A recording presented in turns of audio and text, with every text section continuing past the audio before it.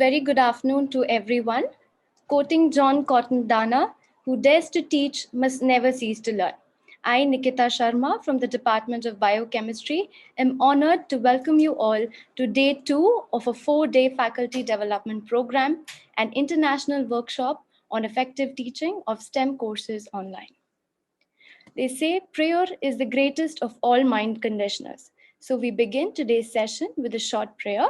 I request Dr. Soni to lead us into prayer. Thank you, Nikita. Let us put ourselves in the presence of God. Let us pray. Our most precious Heavenly Father, Almighty and Lord over all creation, we praise and thank you for this day. We humbly come to you not because we are worthy, but because we find ourselves in need of you, who is our strength and our. We acknowledge your presence and guidance, for we can do nothing without you, Lord. We thank you for keeping us safe amidst the troubling times. You have given us another opportunity to appreciate life and to fulfill our mission as your instruments of peace and progress. Father, give us the desire to find ways to excel in our works. We ask the double portion of your blessing on our management, convener, co-convener, heads of the departments, organizing committee, and all the participants. We pray specially for the facilitators and our resource persons, Professor K. Srinivasa, Dr. R. Rajalakshmi ma'am, Dr. J. Vidya ma'am, as the mentor and deliver us to be the best that we can be. We pray that you would deepen our comprehension, broaden our thinking, and transform our understanding of what we are about to learn. For you are our wise counselor, a perfect teacher, and a faithful friend. We pray that today's gathering becomes successful in all its endeavors. In Jesus' name we pray. Amen. Thank you, ma'am. I now request Dr. Kanchana, Head Department of Biochemistry, and John, Convener of the workshop, to present the welcome address. Thank you, Nikita. Good evening, everyone. It's my pleasure and privilege to welcome you all on behalf of St. Francis family on the second day of the Faculty Development Program on effective teaching of STEM courses online. It's our honor and delight to welcome our beloved principal, Dr. Sister Sandra Hota, who does not spare herself in reaching out to all by extending her expertise and support wherever and whenever it is required. We extend our wholehearted welcome to Dr. Sister Shirley, our Vice Principal. A warm welcome to the convener of the workshop, Dr. Shailaja Raj, Head Department of Microbiology, the co-convener, Ms. Shauni Nivedita, Head Department of Biotechnology, and the faculty members of Microbiology, Biochemistry, and Biotechnology who have been working tirelessly for the smooth conduct of this workshop. It's a great honor for us to have with us the most eminent resource person amongst us, namely Professor Srinivas, Head of ICT and Project Management, Dr. Rajalakshmi, Assistant Professor, Tamil Nadu Teachers Education University, and our very close associate, Dr. Vidya ma'am. May I extend our grateful and hearty welcome to all the participants who have chosen to be part of this international workshop, which is designed with the intent of facilitating active and interactive learning. Hope all of us will have an enriching experience. Thank you. Thank you, ma'am. Now we move to our first technical session for the day. Being hit by a deadly viral pandemic in the year 2020, we were all compelled to be trapped within the walls of our homes. But when has anything stopped us teachers from teaching? We switched to online mode of interaction and brought students the learning experience at the safety of their homes. Nonetheless, there were and are a few challenges faced with respect to e-learning. One of the major problems being e-resources. Our first session for the day, titled Open Educational Resources in Higher Education, addresses the very issue. Our esteemed resource person for the day, Professor K. Srinivas, NIEPA, New Delhi. I request Dr. Kanchana, Head Department of Biochemistry, to introduce our first guest for the day. As by Chris Potter famously stated, I truly believe that no matter how good the information may be, it has less value only when it is found. Reformation is another name of transformation. It is a sign of development. In the last decade in particular, the promotion, sharing, and use of open educational resources have been growing exponentially. Open educational resources are teaching, learning, and research materials in any medium, digital or otherwise, that reside in the public domain. However, as with any new phenomenon or paradigm, our knowledge of OER's ramifications and achievements today necessarily lags behind the actual developments. The concept of OER has multifaceted dimensions and implications.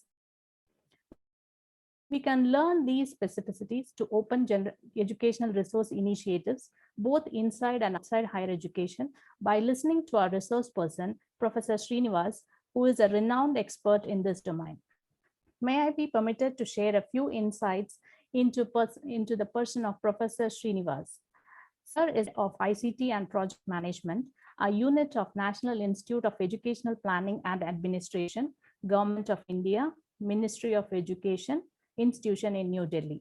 He holds a PhD degree in computer science and has been utilizing open source ICT tools and technologies in teaching, learning, and student evaluation since 1990, both at the graduate and postgraduate levels. His areas of interest are e-learning, blended learning, MOOCs, ICT-enabled pedagogy, computer applications in project management, and e-governance. He is having more than 30 years of teaching, research, industry, and consultancy experience. Professor Srinivas also conducts teacher training workshops, both at school education and higher education levels across the country for teachers. He has written a number of articles on different aspects such as university automation, e-governance, training needs, etc., which have been published in research journals. He has also participated in many international forums and presented papers on various aspects of e-governance, blended online teaching, MOOCs, etc. He is a member of BOS, Academic Council, and Academic Advisory Council of many reputed institutions. Professor Srinivas is a valuable resource person and delivers skill-based technical sessions across the country for faculty development programs, faculty induction programs, refresher courses, and orientation programs. We have the most distinguished and the right person with us today to deliver the speech on open educational resources. I would like to convey my heartfelt gratitude to Professor Srinivas for accepting our invitation to be the resource person of the day. Now, may I call upon Sir to take over the session. Thank you. Thank you, Dr. Kanchana, and good afternoon, friends. Hope my voice is clear to you. Good able to. Let me express my sincere gratitude to the organizers, St. Francis College of Women, Dr. Selja Raj and American Corner, Hyderabad, to be part of this international FDP on effective teaching of STEM courses online. A wonderful initiative. First of all, let me congratulate to you. And why these orientations are required? You know, almost this is my last, of course, we trained St. Francis faculty also in some context. I have been, conducting this kind of workshops, facilitating. Very rarely I get a chance only to be with a workshop for 2 hours. Very rarely, and but generally, this is a connective issue. So why this? Why I've been trying to say this OER, the knowledge of open educational resources, is why so important. And let's try to understand that the concept first. And because I'm part of the Government of India Swayam initiative, India's MOOCs program, I'm also part of the UGC distant education regulations committee, where we have been talking about encouraging the institutions to, some of the institutions, around 100 plus institutions, Government of India identified to start their courses in an online mode. I'll be part of that. Plus, a initiative which is part of this new educational policy implementation. You all must be knowing that Government of India last year has announced a new educational policy 2020, and there is a lot of emphasis on apart from other aspects, ICT was given a lot many role. And it's not a magic wand that, of course, we all know very well, teaching is an art and teaching is a science, teaching is both. At the same time, when we use the technology to the extent possible, and we need to sensitize, we need to orient, we need to train the faculty on a regular basis to a desired outcome. Of course, there are so many innovations the respected faculty members are doing across the world. I'm not only confined to only the Indian context. I associated with many international faculty development programs also. Many times one question often used to come that we know it and why we require to do that? Because the requirements, the goalposts are changing quite often. Let me bring you that context first. Till 2020, 31st March, we have been teaching. We have been teaching in a typical conventional classroom mode, like giving a lectures, come demonstrations to the students. For some of our faculty members like us, which we have been using these techniques for quite some time earlier to that. But since 1st April 2020 till date, we changed the way we started doing. Of course, we may call it as online learning, online teaching. A lot of things are happening, and some of the members are doing with complete training with a capacity building program, and there are a lot of issues related to the hardware, software, resources, and very, very importantly, the attitudinal part. The intent, the attitude matters a lot when we teach. It's not only the resources, it's not only the other so on and so forth. So since April 2020, whether you got trained, whether you are not trained, we all started delivering the lectures in an online mode. And of course, the process went on and on, and 1 year gone, even second year, and we don't know the kind of scenario which we have been looking out. In the meanwhile, as I already mentioned to you, that Government of India has announced the new educational policy. There are certain important references about the blended learning component there. So that it's not only giving a lecture, it's not an either or kind of a thing, it's an and kind of a thing. Only on classroom interaction, it's not only the outside the classroom interaction. What it is being said that try to blend these two things where we can get the desired result out of it. The Government of India constituted a committee. I'm one of the member of that committee, which we designed the guidelines. And after the guidelines have been there, and we started orienting the people, orienting the faculty members in this regard, so that how do we get the maximum benefit out of it? And let me quote what Albert Einstein said here. We often used to say that I do not teach anyone. I only provide the environment where the learning happens.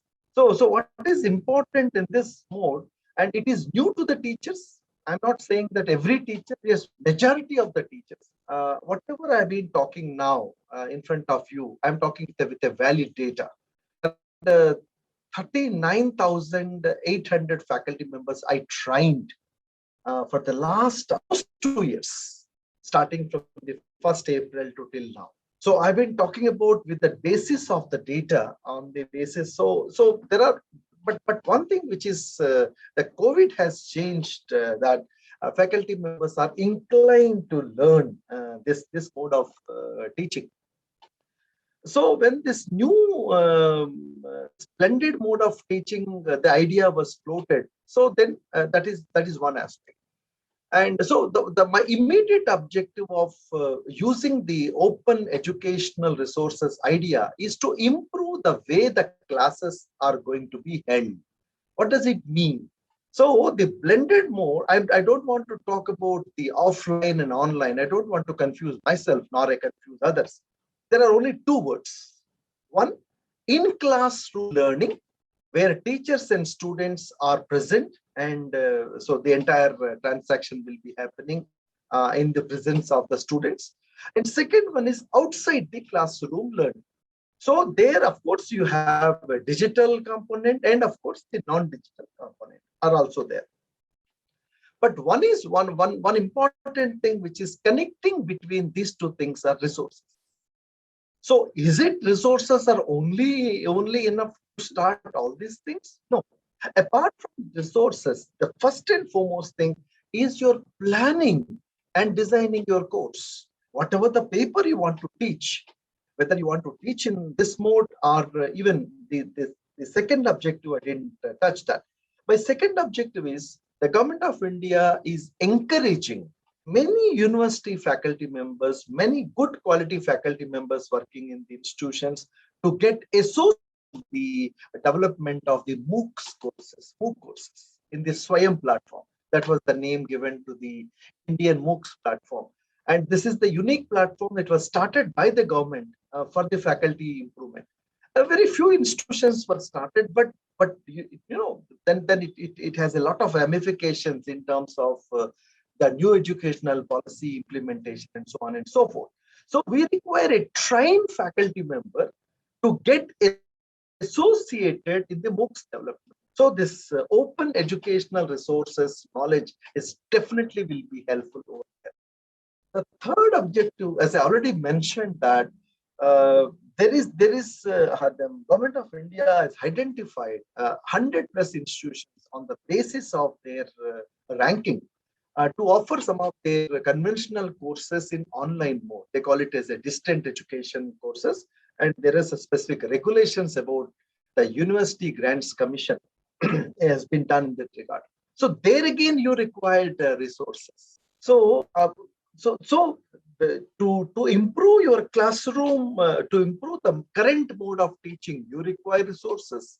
To get associated in the MOOCs courses, you require resources. And similarly, with the to get associated with the online courses, specialized online courses, you require resources. Where are those resources available? So in these three areas, first one is blended mode of teaching and MOOCs as well as the online courses. It's not happening just like that. Everything connected with the plan and the format, the expectations, the instructions should be communicated to the students very loud and clear. That is the first important thing. The second thing is there are three critical components out there. One, a teacher. Second one is the student. Third one is the content. So what is important for the teacher to, because learning has to happen from the all, like this, that students can learn from teacher, student can learn from the content, student can learn from the students also. So one of the important things which is connecting all three things is the resources. So the resources are playing a major role. This means we have a little opinion that it is only facilitating the learning. It's not that. The resources could be useful to facilitate the learning of the students. That is very good. Apart from that, they can be used to participate in the discussion forum, which is a wonderful collaborative learning, which is going to be used. Second thing is the resources are going to be used for the assessments also, and as well as for other aspects also. So a teacher, before getting into this mode, has to understand the 6 important parameters, or I should call it as the very important verticals. The first vertical is about he or she must have a clarity about how to design and how to develop the course. The first thing. The second thing comes the resources. So the resources means, again, I divide them into the 2 parts. One is the core resources. Second one is the supplementary resources. And what is fed into our minds means the moment we talk about the resources, every resource need to be created.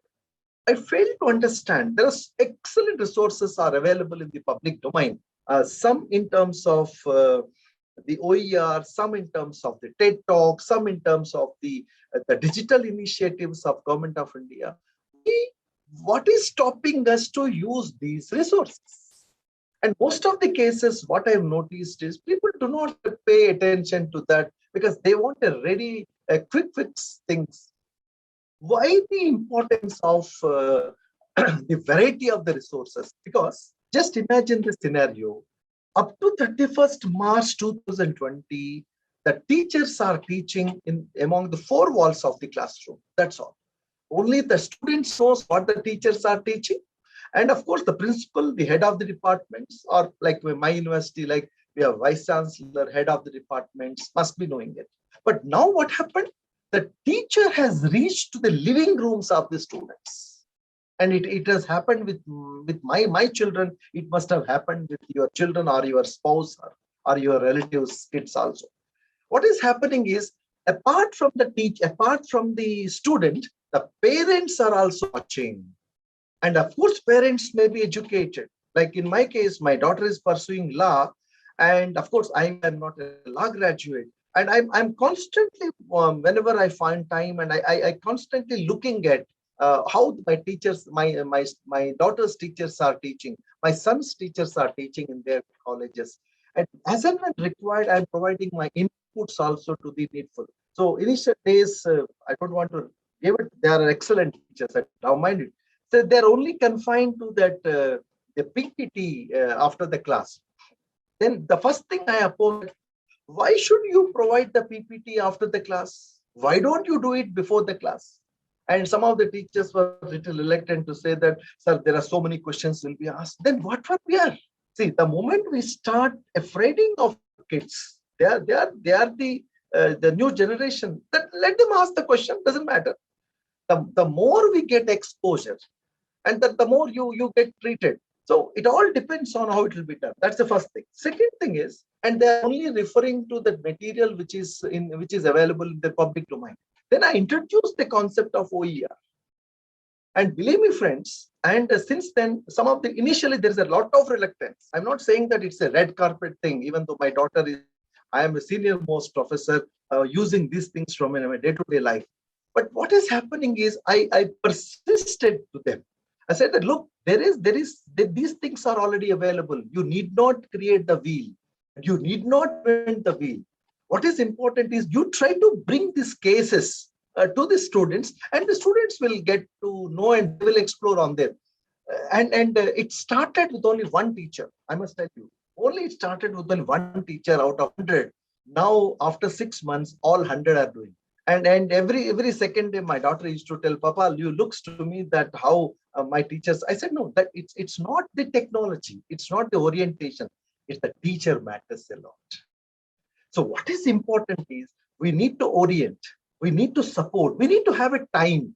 Please try to understand carefully. Unfortunately, we are not giving time to the teachers. We want magics to happen. Teaching cannot be a magical thing. Can I tell you something interesting? Of course, thanks to Shailja that she has given me time at 2 o'clock. Since 8:30 in the morning, I am sitting in this chair. This is my 4th class, right? And again, after 6:30, there is another class from a South Asian university in. So my point is that, for all the classes, as a teacher, I used to expect the same time of same energy and motivation need to be maintained. What my point is that teachers need to be trained, teachers need to be oriented, teachers need to be supported, and this kind of orientations need to be provided. So coming back to this, so this orientation required for the resources, there are two parts. One is a core resource, second one is supplementary resources. So the core resources, not necessarily. First of all, I am against the creation of the resources in the first instance. So what is important is we need to understand where are these resources are available, what type of resources are available, and in what form they are available. And not only the conceptual understanding, we need to provide the technical hand holding, and of course the demonstration kind of a thing, then supported with the effort as such. So one is about the core, second one is the supplementary. And who can search this information? Only a subject expert. First and foremost thing, we are looking the subject experts, number one. Then second important thing is they need to have a orientation towards the effective teaching of STEM courses online as per your topic. Fine. The third thing is so if you want to move towards the technology enabled teaching learning process, where we are going to use this open educational resources, that the teacher must have a clarity. You understand very well. Whenever we are teaching any course, any paper for that matter, any topic for that matter, or any unit for that matter, we'll teach in three different levels. First of all, we talk about the basics. After we are confirmed that yes, basics are understood, then we go for the advanced part. Then of course we go to the application part. The world is talking about the application, starting from the East Asia to the North America to the Europe. Anywhere you talk about, people are talking about the application knowledge. So what is the application knowledge you are getting? Even for the Swayam courses, even for the online courses, we are seriously looking at faculty member who is a subject expert and who should have a lot of patience and perseverance to get the good quality supplementary reading material like OER to support in the course development. And unfortunately, we are not getting the people. Everybody is interested to face the camera to shoot the videos. That's okay. I'm not at all saying that that's bad. But they may be excellent material, they may be available. I'll show you some of them while discussing this concept as such. So that's one part. Now coming to the current scenario. The current scenario is now the students are fed up, the teachers are fed up about the online lecturing method, right? So we may be sharing the information through WhatsApp, we may be sharing some information somewhere else. There are so many dots are there, many dots are not there. So in this context, I will bring the idea of the flipped classroom scenario, where there are two components. And imagine the scenario, it is going to happen. And because looking at the different variants which are coming up on day-to-day basis, so probably in a week of 7 days, probably 2 to 3 days, the colleges are going to be open, universities are going to be open, and remaining days the student. And nowadays, there is another rider also there. They cannot force the parents to send the kids to the college or university kind of a thing. That rider was also there. Even it was little frightening to hear the other issues and concerns also. So given the scenario of the current scenario, what is important to me that when there are two components, one is the in-classroom learning, like for example, just give an hypothetical example that 3 days students are coming to the college. Remaining 4 days, they will be learning. It's a guided self-learning from outside the classroom. So 3 days inside the classroom where classwork and lab work will be happening. If there are sciences and engineering and medical kind of disciplines, and remaining 4 days. So you required excellent resources. You required good quality resources, not only meant for their content knowledge, and they should support the practical knowledge. Nowadays, we have been talking about the artificial reality, virtual reality, artificial intelligence. We are so many things are being coming out. Now it's become a reality now. We have an excellent options are available. So the resources are very important here. And resources are required in such a way that, so that is it after the class, generally what is happening in current current mode of teaching? We teach, and we are in opinion that we teach, and so that students will learn. That's fine. I'm not at all saying that. But how long we should go for this push mode of learning? Why don't we create a pull mode of learning, so that classroom teaching is one of the important important component.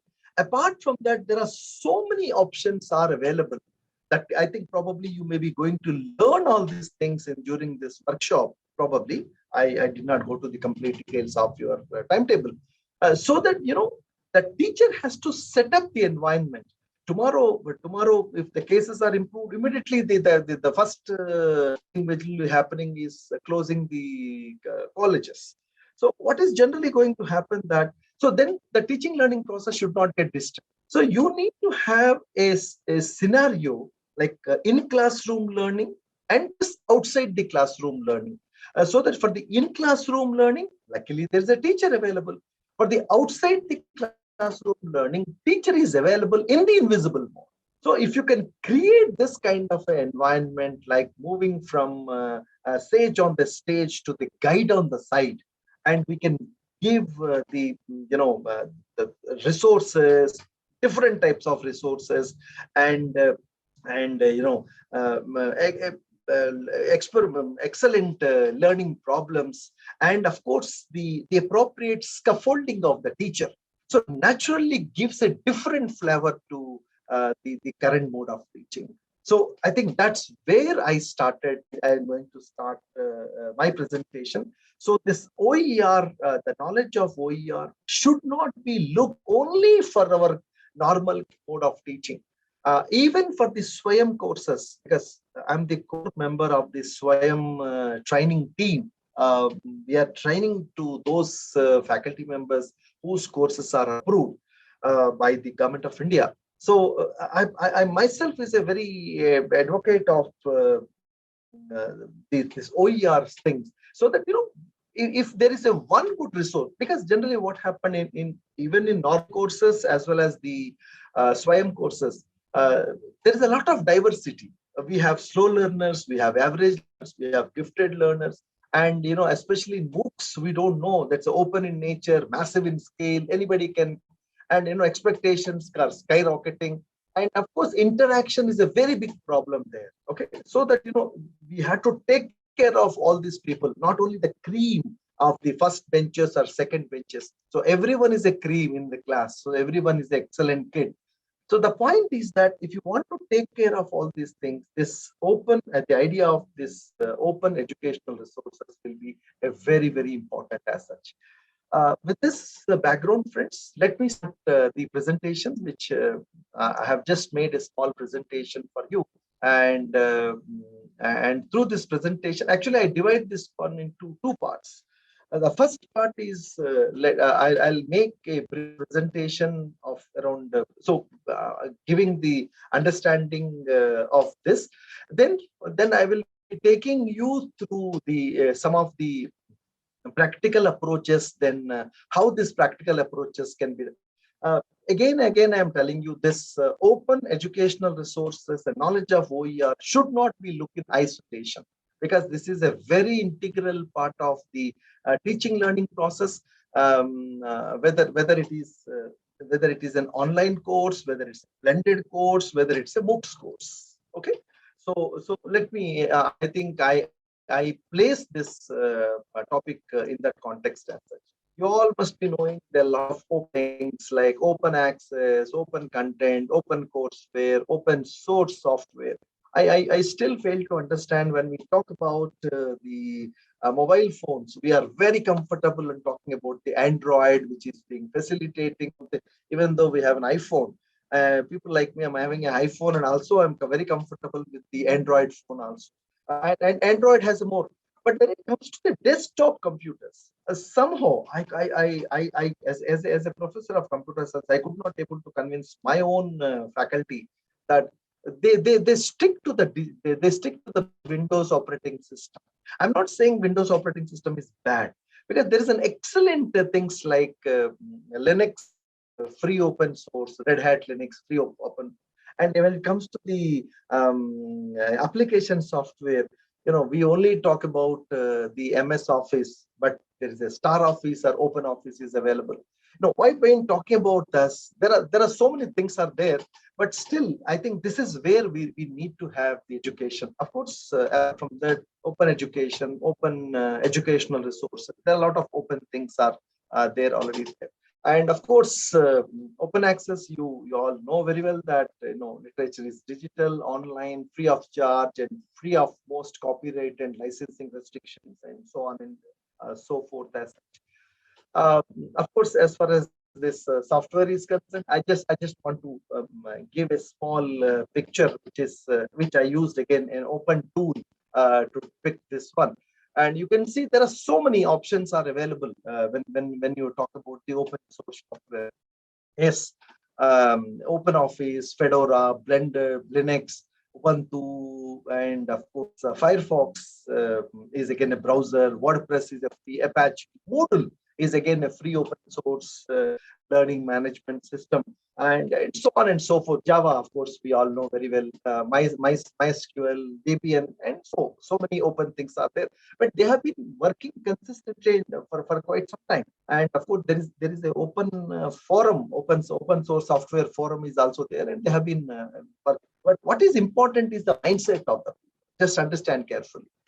People often used to say that is it worth to learn from this? I think of course it's worth. There is no doubt about it.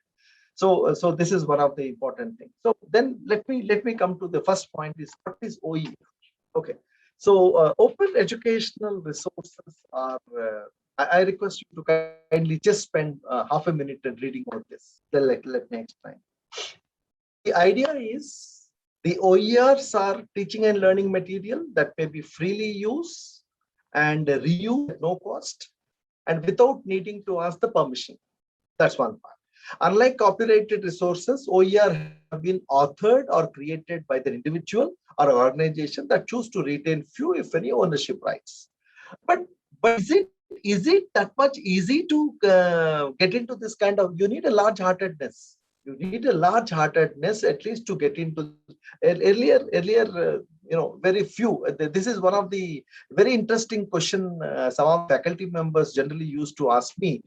That's why only few OERs are available. I often used to say that the contribution to the OERs should be done by the faculty concerned.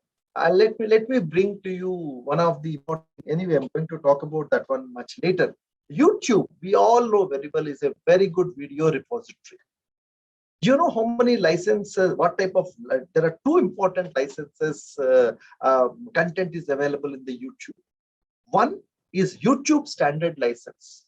Second is Creative Commons attributed license, reuse allowed. Generally what happens, by default setting, unless and until you change that setting, whatever the material which is going to be uploaded into the YouTube, it goes to as a YouTube standard only. Unless and until the person knows this idea of OER, and if he puts under the Creative Commons, which is a tool which is facilitating the material under OER, it will be as a standard YouTube license only, because we are giving the license to somebody else to do the needful. So the idea was, many people may not be knowing this concept. So that's the reason I said that this idea is there from some time, but it is not that much popular. But I can tell you something, people are contributing that. So the question which some of the faculty members used to ask me, that why very few materials are available. Unless and until you contribute, how can others can do that? Like for example, you can see there are free resources offered freely and openly to use and adapt for teaching, learning, development, and research. This is as per the Commonwealth of Learning Goal definition as part. So the point is that, and of course, this was started way back. Let's look at a little bit about the history behind how it was started. The UNESCO definition: open educational resources are teaching and learning or research material that are in the public domain or released with a intellectual property license that allows for free use, adaptation, and the distribution point of it. And when you try to trace the OER, it was in 1994, Wayne Hoddings talked about the learning objects and the metadata. In 1998, David Peace, took an idea of open content, open publication license. In 2001, Larry Lesig is, brought the idea of Creative Commons, stronger legal documents, and so on and so forth. Prior to this initiative, the MIT Open Courseware was started, and of course, MIT initiated to publish the university course for free public access for non-commercial use. And of course, it's an example of a commitment at an institutional level. And when you're talking about 2001, and such kind of things are available, it's a very, very phenomenal. Of course, many institutions are following that, encourage the similar project, the MIT brand to the moment, and so on and so forth has been done. So basically, the idea was coined in 2002 in the UNESCO Forum on Impact of Open Courseware for Higher Education in Developing Countries, and designated so on and so forth as such. And of course, there are several declarations are happened. One is in 2007 Open Educational Declaration, and 2009 Dakar Declaration on Open Educational Resources, 2011 Commonwealth of Learning and UNESCO Guidelines on Open Educational Resources and Higher Education. And of course, I have my own learning portal. I think some of this good information I posted there, I'll show you when I'm going to demonstrate the other aspects. And similarly, like in 2012, there's a Paris OER declaration. It's also very, very interesting thing. And there actually they'll be talking about the foster awareness and use of OER. I think, invariably, I made a point since last almost 10 plus years or more than that. So we have been talking about the OERs, and not only talking about OERs, provide the on exposure to the faculty members that, how do we search and how to use it. And thanks to our browsers also, they started providing the information to that. Unless and until we promote this idea of OER, and then of course encourage the faculty members to contribute to their material. Like I hope in this workshop you must have sessions on content development, video content development. So where this content can go? Of course, YouTube. And under YouTube, which license has to be selected. So these things need to be understood. And of course, these are all some of the things which need to be put in place in the Paris OER declaration and all. Of course, sustainable development goals, the 17 goals to transform our world, is also some of the things I've been talking about. Okay, so what is the essential thing which is in place with this OER? We can call it as a 5R concept. In this 5R concept, what are the, of course, I provided the enough links also. The entire presentation is available on my site, so you can use it even after my session is over. The 5 R's are reuse, revise, remix, redistribute, retain. So if you reuse means use the content in the unaltered form, revise is adapt, adjust, modify, improve, and so on and so forth. A remix is combining the original or revised content with other OERs to create something new. Redistribute, retain. But there are two important aspects here. What we want to be, okay, as a teacher, are you a consumer of the OER material? Are you going to be a producer of the OER material? I think that clarity is also very much required here. 99% of the teachers are going to use as consumers of this data, which is available in the public domain. And most of them using OER is from the material from the OER and the material uploaded in the browser page, like the images or something like, or the text material. But apart from that, there are so many initiatives out there. And you can see that the world is totally different. And small countries are also doing a greater impact to get participated in the OER form. So my request is, of course, initially our job to be using the material from the OER sources, Creative Commons licensing sources. But eventually, when you are going to upload your content into the YouTube, it's always try to keep in mind that put it in the under the Creative Commons license, so that anyone can able to use it, reuse it, revise it, remix it, redistribute with a proper attribution to the person. So the question comes, the what are the OERs? Let me reiterate once again. First of all, not reinventing the wheel. Second thing is sharing of the good practices. Third one, capacity building. Of course, excellent capacity building, we can do it. Breaking down barriers to learning. When we are talking about the boundaryless universities and so on and so forth, boundaryless colleges. So what is important is that this kind of initiatives are definitely will be a path breaking in this area. Networking between the teaching practitioners, absolutely, and but again, what I'm trying to say that kind of sharing of the knowledge also need to be done. I'll tell you one interesting thing. Uh, I have a learning portal where two types of people, two type of learners to access. Number one, my own students. Second one, learned colleagues like you. When I tell my site name, generally you go there. I always keeps a small slogan there.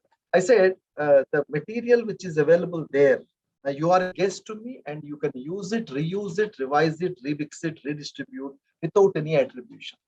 So the point is, unless and until you create that kind of an ecosystem, people will not be, because what we always used to think that no, it's my property and I can come to that.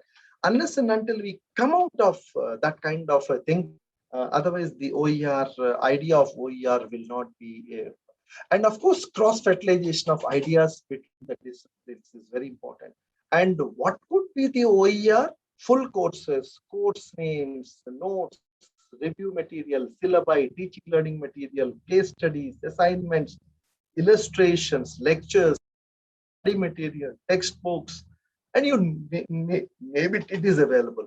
Okay, so what is only important is it's not readily available in one place. You had to search. So you need to make this one as regular practice, and because the current, and this interesting question was asked by one of the senior professor in one of my workshops recently. He said, now since we have been talking about the corona and all these things, we are more talking about more. Do we need to talk even after the corona will be over? I said yes, and this is nothing to do with the corona or pre-corona or post-corona. And it's second very interesting thing. Once the students got see, of course, there are issues and challenges and concerns. I completely agree with, and issues I know very well as a teacher. Students already come to know what was the best ways, and students trying to compare all these things, our classes and so on and so forth. Into so it is again very interesting that students are definitely trying to look at the best ways to keep.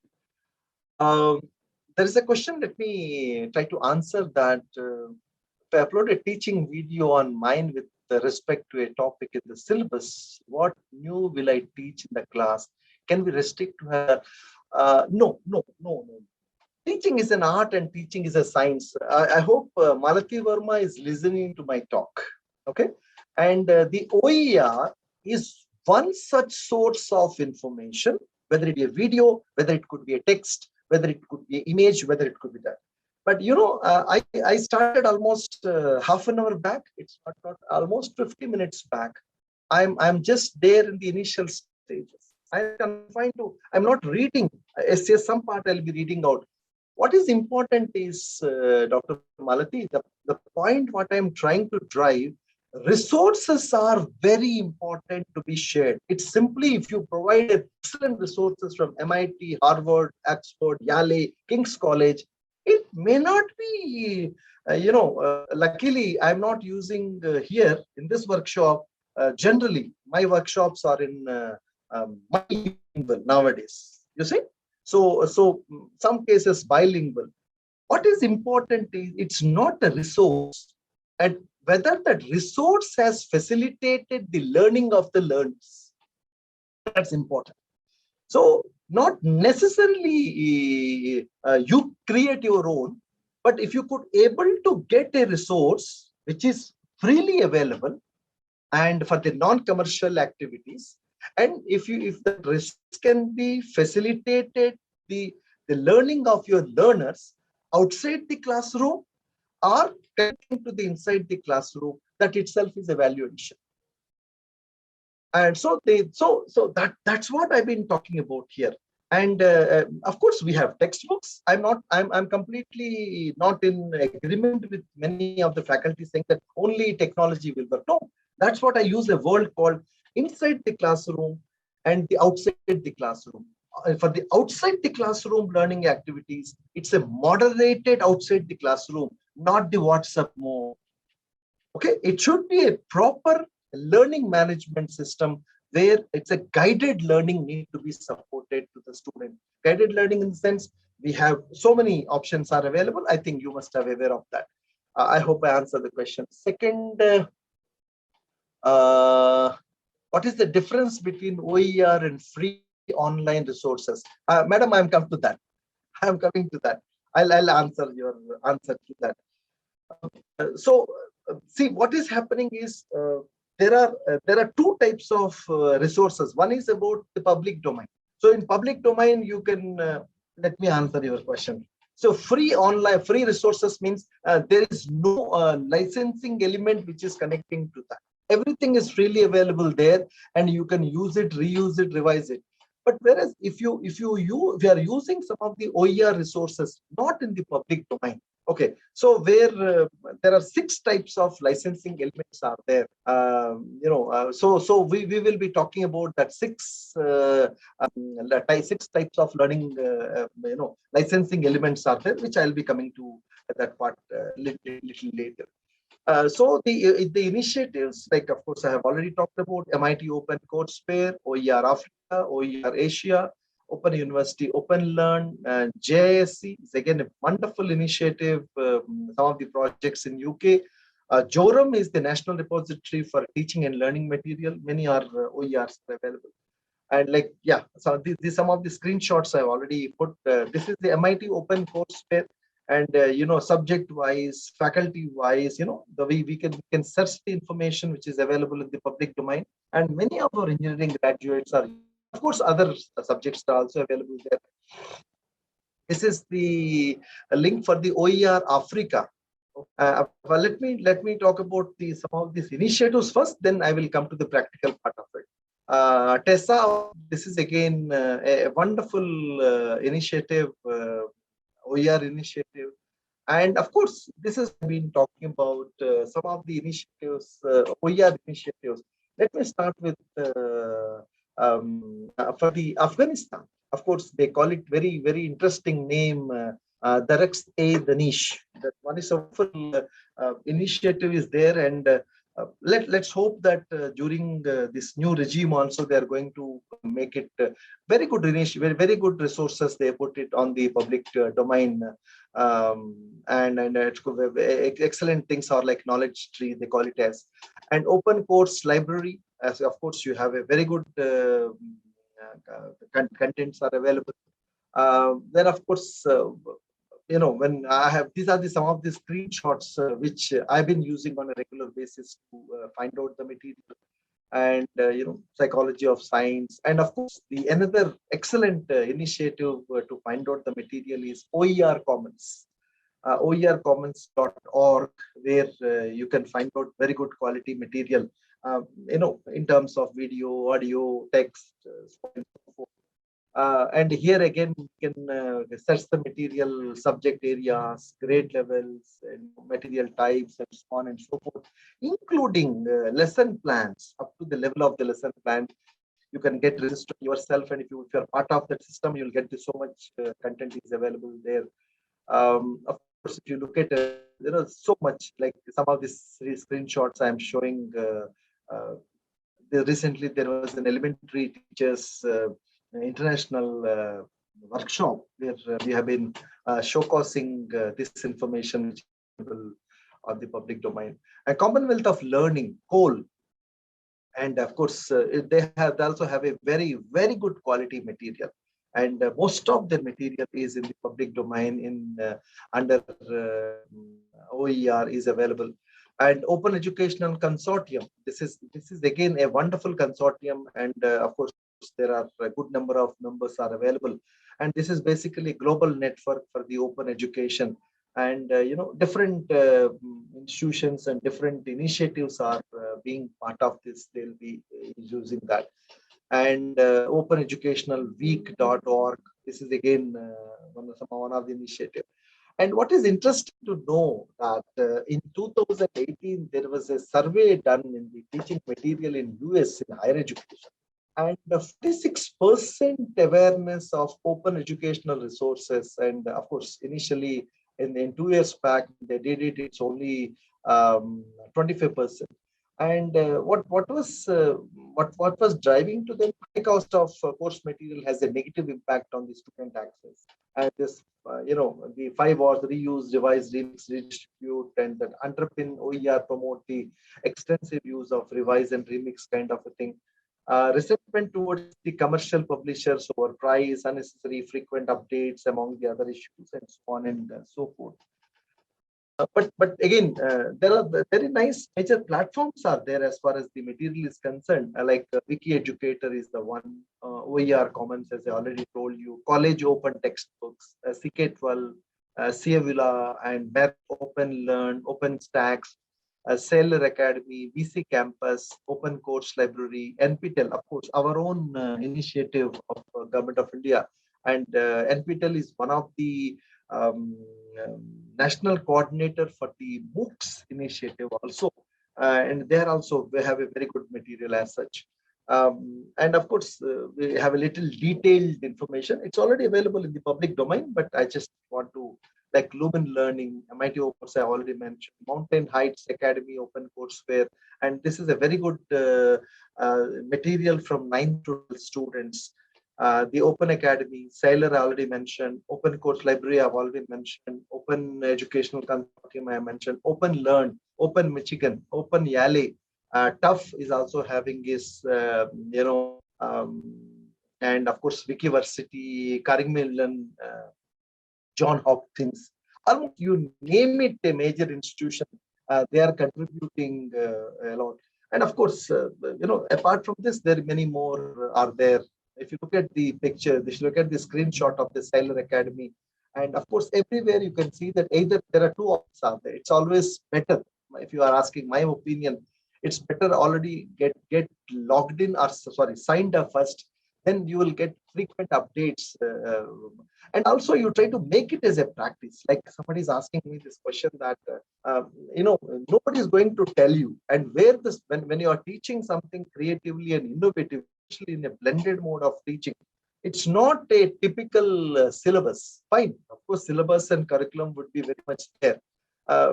What is important is the World Wide Web, which is having all this information.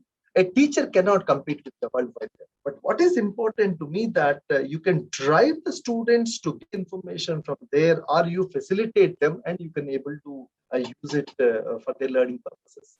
And of course, OER Asia, this is again the Wawasan Open University in Malaysia, which is having so much things which is connected to this. And JOCW Japan, this is in, they have a very good site there, and you can able to use it. OpenStax, yes, I could able to see a wonderful ebooks in the OpenStax CNX Live, and during this lockdown time, it's a wonderful thing which I. Of course, there is something I'm going to explore you, but I will come back to this one.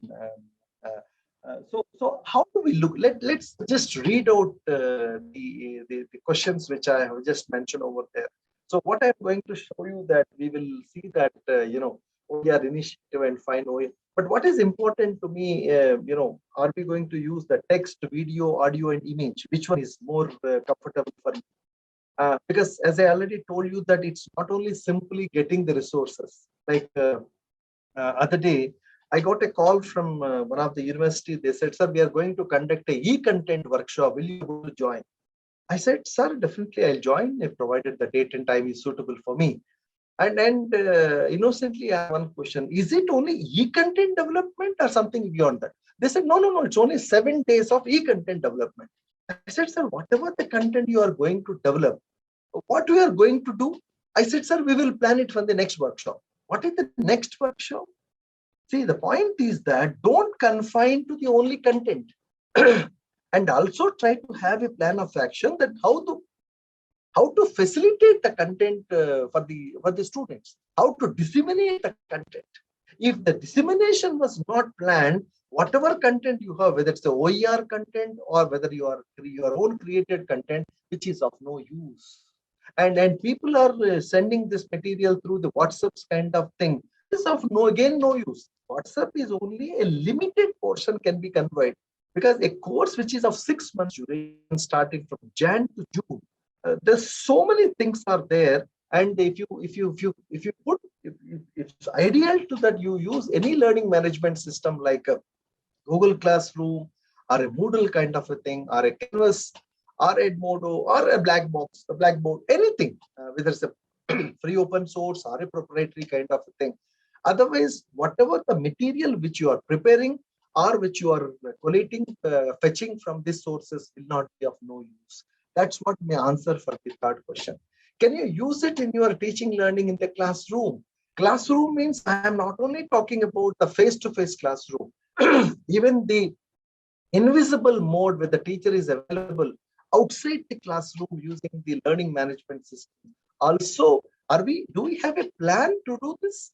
I think this is what has to take. So I will come back to this part a little later. So I'll be while demonstrating the process. The NPTEL, of course, some of the wonderful Indian initiatives are. One is about the NPTEL. This is again, as I already told you, that excellent engineering MOOCs courses are available there. It was started with an online courses. Now we have an excellent NROER, National Repository for Open Educational Resources. It is again NCERT has developed this material. This initiative. We have an excellent, good quality content is available.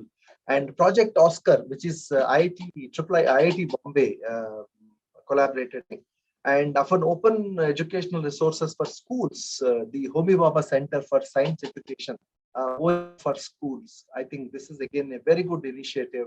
And NIOS, National Institute of Open Schooling, also have at TESA India, KOER, Karnataka's open educational resource. Nowadays, many things are there, but a few notable things. I'm not just mentioning these things. I think, my request to all of you is, you should I think you have been noting down these things and try to see that.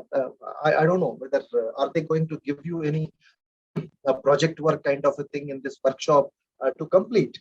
So what is important to me that to the extent possible, wherever you are using this kind of a content need to be put in place, then only will be having a larger impact of this.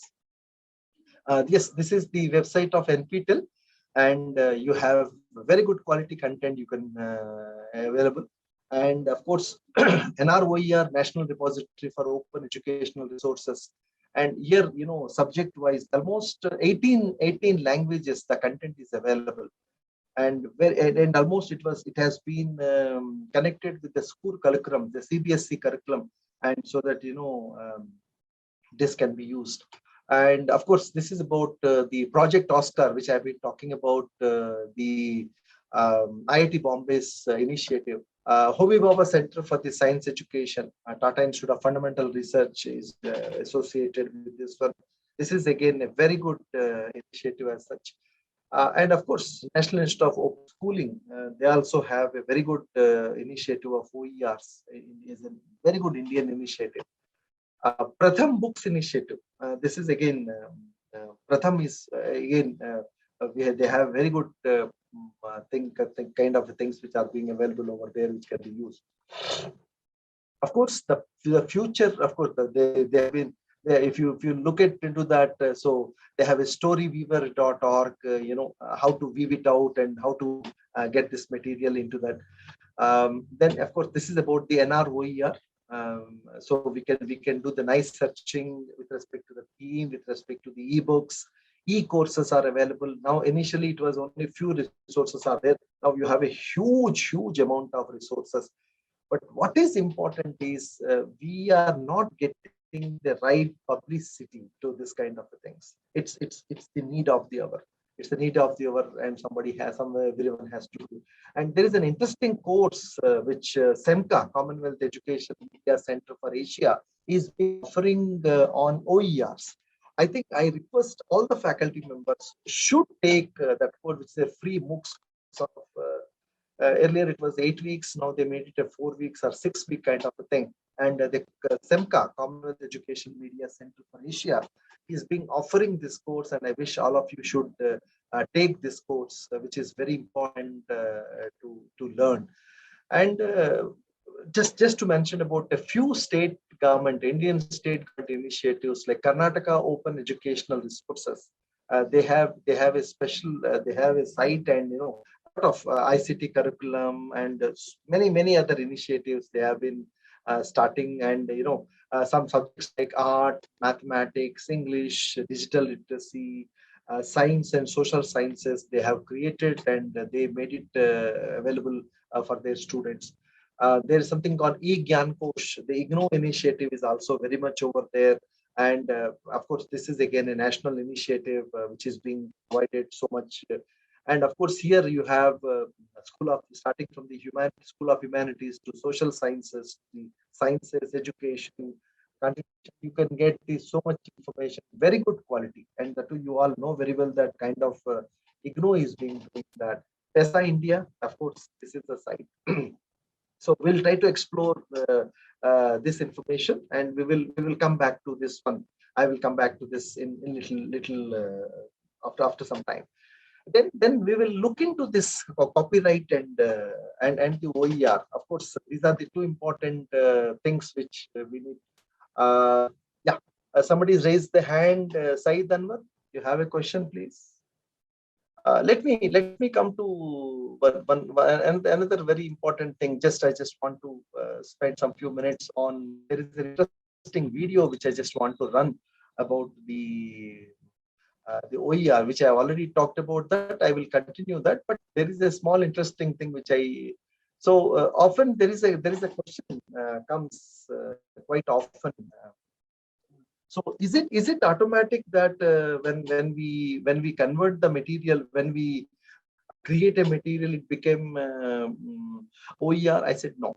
There is something like there is a process. Through that process, only the material can be put into as a converted into the OER. So it will be done. So basically, the process is like Creative Commons licensing.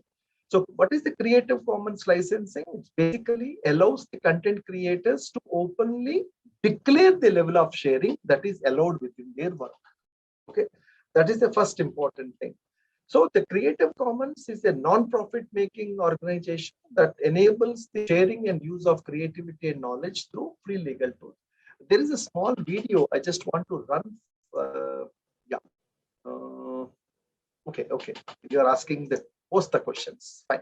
I just want to run a small video over here, and I request all of you kindly. This is a small video of around 4 minutes. I request all of you that we will spend some time on hands-on practice and demonstration purpose.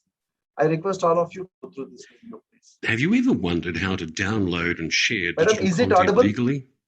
How do you let people know that you want them to reuse your own work? Creative Commons licenses can help you do both. We'll show you how. Our world's exploded with digital opportunities. Now we can communicate, share, and work together using the exceptional distribution network that is the Internet.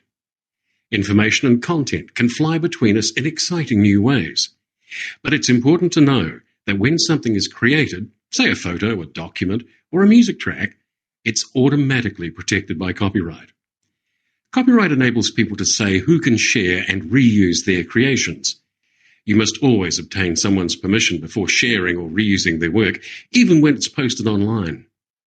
But what if a creator wants everyone to use their work, without the hassle of granting permission over and over? This is where Creative Commons can help. Creative Commons provides licensing tools that are free to use. You can apply a license to your work which refines your copyright and streamlines how you give permission. Zach here downloads a photo called CC Kiwi that he wants to use in his science project. He can do this without asking Kiri, the photographer, first, because she's already given permission with a Creative Commons license. Kiri's license is legally robust, but easy for Zach to understand. She's told the world, including Zach, that they can use CC Kiwi as long as they acknowledge her as the original photographer. There are more rules Kiri could have included. Creative Commons licenses are made up of license elements. You can think of them as rules, and each have their own special symbol. This is attribution. It means that Zach must acknowledge Kiri when he publishes his science project containing her photo. This is non-commercial.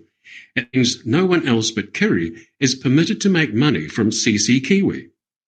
Tim wants to print the photo onto t-shirts and distribute them to friends. He can do this, but he must not sell them. This is no derivatives, and it means that Kiri hasn't given permission to change her photo. Kate can use CC Kiwi on her design blog, but will need to ask Kiri before retouching or mixing up the image. And this is share alike. It means new creations that use CC Kiwi need to carry the same license. Jack incorporates his own remix of CC Kiwi in his video installation, but he must share the work under the same terms that Kiri has. Each Creative Commons license gives permission to share and includes the attribution rule. So people who find your Creative Commons licensed work are automatically allowed to share it, but are required to acknowledge you if they do. The other three license elements are optional, and you can choose which ones to add, if any. Here are the 6 combinations that make up Creative Commons licenses. The difference between them is how many rules apply when someone wishes to use your work.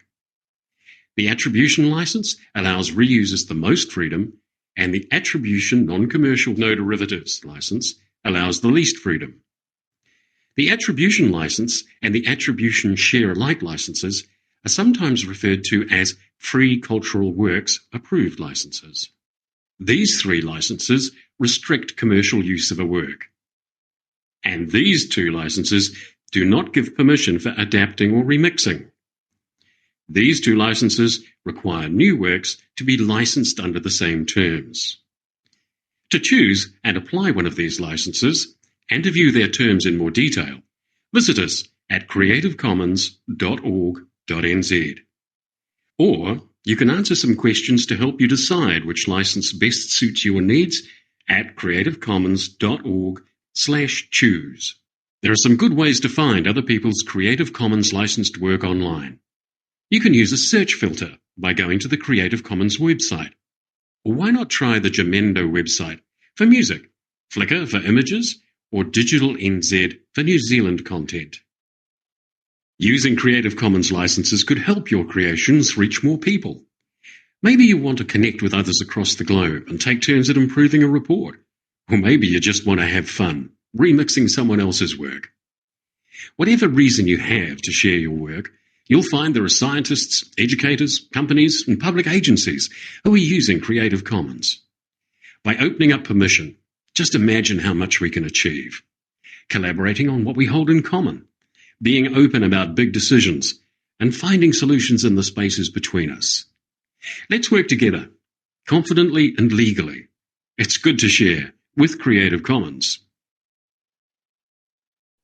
So, friends, this is about the Creative Commons thing. The idea is, yes, so it's basically, let me just make it, due to some network issues, some may not be having it.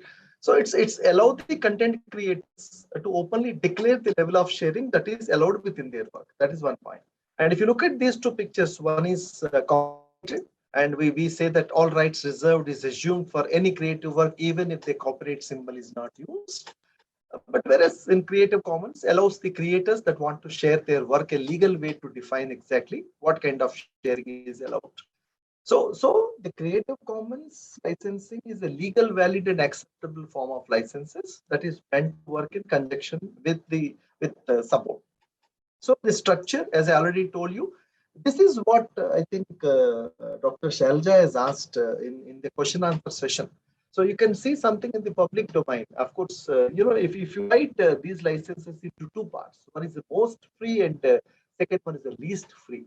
Okay, but it all depends on it all depends on how you want to put the license. If it is in the public domain, so that anybody can able to use it, and again it all depends on the type of a culture which we need to promote with our so if you look at this one, public domain is everything free. And if you look at the actual the six licenses, CC BY means it's attribution is one thing which is compulsory across the licenses is attribution. We had to attribute to the person who did.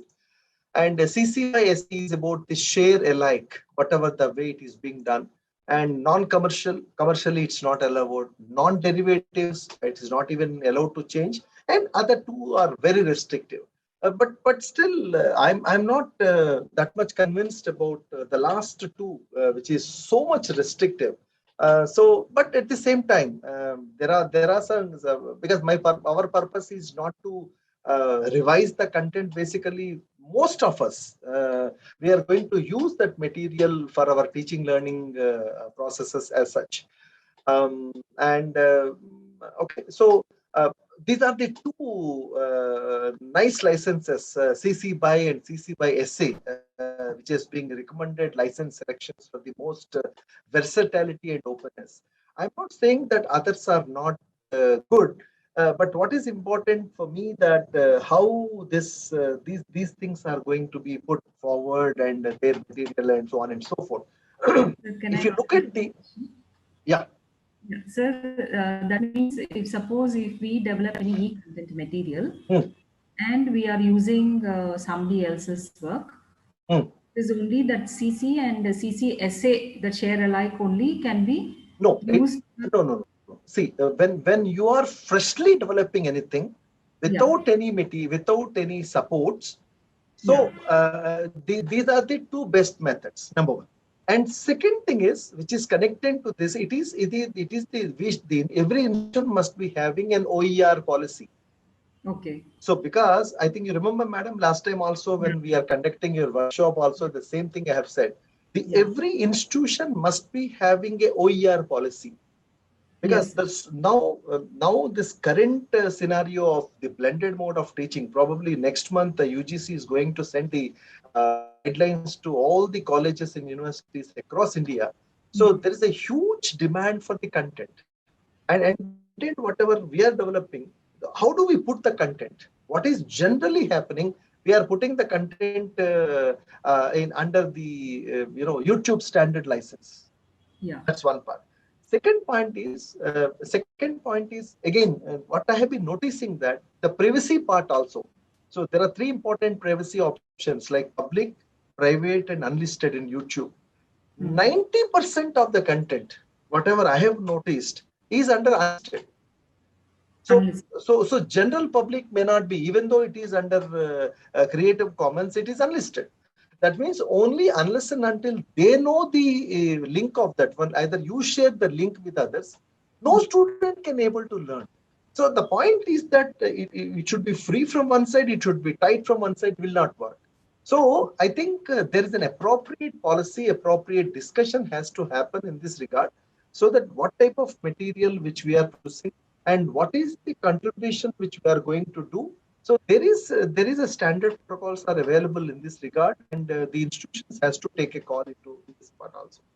Okay, thank you, sir. Welcome. So the core Creative Commons license attributions, like attribution. So basically, I said no, attribution is common for all the licenses. You let the others copy, distribute, display, and perform your copyrighted work and derivative works based upon it, but only if they give you credit the way you request it. Okay. So that means CC by SA, share alike. And non-commercial means you are allowing everything, but no, for the non-commercial purposes only. Non-derivative is again very little bit of restricted, so you are not allowing.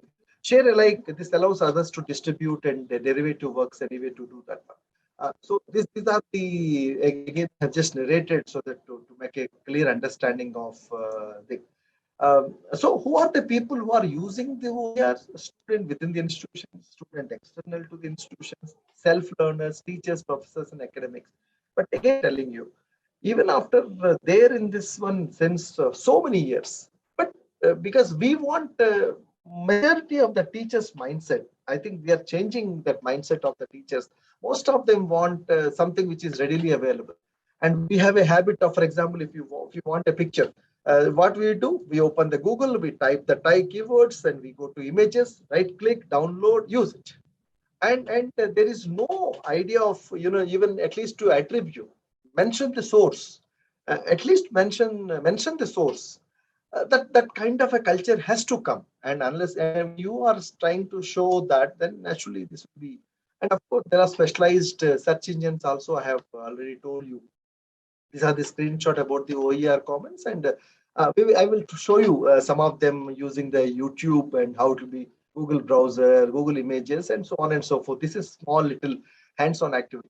Of course, I wish somebody can take a screenshot of this. This is an excellent site about the offer the music published under Creative Commons flexible copyright licenses. This is again a wonderful sites are there. CC Mixer, Free Music, Jamendo, Magnetune, Fagoon Music. Because why this is required? Most of you must have thinking. Most of you thinking that why Professor Srinivas is giving this particular sites. We are developing e-content, okay, using softwares like Slideator or OBS Studio or Screencast-O-Matic. Sometimes what happened while explaining, there is a nice music will be running behind your lecture, so that can be used for this purpose also. Sometimes this is one part. Secondly, you are developing a lot of demonstration videos. I think probably in this workshop they are going to demonstrate. There are nice demonstration video software like Screencastify, a free cam, and of course screen Cast-O-Matic.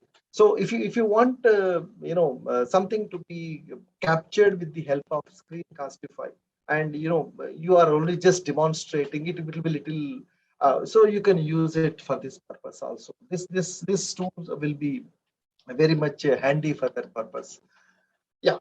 uh, these are the 5 important points I want every faculty should focus on before using any material. I request one of the faculty member, if possible, just go through this one. Just read out loudly, if possible. Yes, sir. OER and other resources, hands-on activity. What is your immediate reaction to the resource? How might you use this resource in your course? What issues can you foresee if you use this resource? What advantages for using this resource as opposed to creating your own material? What will students be able to learn from this resource? Yeah. So whenever we are selecting any OER resource, or even this logic applies to our own resources also. And I'm not saying that COs, POs are PEOs, but what is more important is that, and even if the institutions are going for the next level of the NAC cycle, and 100% these things are going to be asked. Because what is happening is last 2 years we have been teaching using the online mode, and maybe only different approaches we have been using. But what is going to be asked in the next cycle, 100% these things. So whenever you have a material, we have a resource, teaching resource like a video, audio, text, or what so on and so forth. My first question is, what is your immediate reaction to the resource? Where it is going to be fit? What will students be able to learn from this resource? So many times people used to ask me that, sir, is this logic applies for only for the OER? I said no, OER and other resources. Second, next question is, how might you use this resource in your course? Many times what happened, we are preparing so much material, and ultimately we are only using little part of it. I'll show you one small template also. When we search the material, where do we keep it? This is what I've been talking about. Unless and until we are not clear about the plan, you cannot execute it. It's not simply downloading something and last minute we are not going to upload. What issues you can foresee if you use issues means not in terms of copyrighted issues, in terms of learning. So for example, I'm going to conduct a open book examination next week, something like that. So I provided one resource to my students, and I want that they should go through that and come prepared for this. So is it connected? The kind of questioning which I'm giving. I've already hinted to my students that the questions are not only from the knowledge level. They are from the application level, critical thinking level, and analytical thinking level, right? This question I asked. So it's simply telling them is not, and giving the questions is not a big deal at all. But are we provided the enough support has been extended to the students or not? That is, whether it's inside the classroom, when the student come to the classroom, have you facilitated? And outside the classroom, before taking the examination, because student will go through whatever the stuff which has been provided. So the material which has been provided is being matching with the requirements of our question pattern. This is one part. And the fourth question is very, very interesting. What advantages of using this resource as opposed to creating your own material? And friends, I think I consistently saying across India this question. Like whenever I visit the universities and colleges, I used to ask this question. I'm saying that when we are why to create the resources? If you get a good quality material from Yale and King's College on my subject discipline, and if it is meeting my requirements, and again I'll tell you a very interesting thing here. It happened with one of my students only in last year or before last year. I found one interesting video. I shared that video with my students, and generally it's not corona or pandemic or not. I generally teach in a blended mode. So after sharing the resource, after 24 hours, we get a very interesting discussions are happening among the students that that resource is too high to understand. And it is a general resource. It's in a public license. It's available. What I did, I have written down the script of that resource because it's available in the public, so that I can revise that on also. And it's around 15 minutes of the video. I recorded my text, and then I superimpose the video, and the video was released to my students. And the author of the video, and I communicated to him saying that, ours is a non-profit making Government of India institution. And this is one of the resource which my students are struggling to understand. And of course, this is the way I created. And of course, he appreciated. So my point is that I think this is what the students are looking for. I'm not saying that, you see the point, step number 1, search the sources from the OER sources. Step number 2, looking at the mapping the resource to the basic, advanced, or application. Number 2. Third important thing is following the students, engaging them outside the classroom and following invisibly in the discussion forum. Fourth important thing is then, as per the requirements of the students, how do we mold ourselves? You see the different roles teachers are going to play now. I'm not talking about only one place. Across the globe, this is going to be a phenomenon. So the IT is facilitating that. The technology is facilitating. Technology means it's not only tools and techniques. I often used to say that the effectiveness of the technology is directly proportional to the competence building, building the positive intent and attitude. So it's not only the competence building. If you build the competencies and things will not happen. And you need to be with them. I must tell you one thing. There are some groups, WhatsApp groups, where some of the faculty members are still almost, there are 800 to 900 WhatsApp groups. I'm part of that. Why that WhatsApp is so popular? And don't you think that I'm not crazy? No, because in these groups, I restricted the good mornings, good afternoons, good evenings, and good nights. I stopped the we are not celebrating, we never make the fun of others. Only it is meant for 4 important things: learning, unlearning, relearning, and collaborative learning. That's all. And when you put this thing straight, and nobody dare to post nonsense. I'm not saying that saying good morning or suprabhat to me is a crime. No, not at all that. But posting in the group is a crime. This is what I've been saying. Because the purpose is we are there in so many groups. Suddenly there are at least 5 to 10% of the serious learners are there. Their attention will be deviated. Okay, and there's so much information people are pushing into that, so it may not be. So once we stop saying that nonsense forwarders are not allowed, good mornings and good nights are not allowed, and making fun of others is not allowed. Only thing, if you know it, try to support others. That's the purpose of these workshops. We are there to support each other, and it is not your learning, it's our learning matters. We are all working in institutions of national importance, and we all collectively, and getting A+ is not a great now. Sustenance of A+ is so difficult. So what I'm trying to say that needs to be sustained. That's very, very important. So as far as the OER and other stuff is concerned, this is important to understand. Okay, before I move towards the practical demonstration part, there is one small interesting thing. I'm going to share it with you on your screens. So we have been getting so much material now.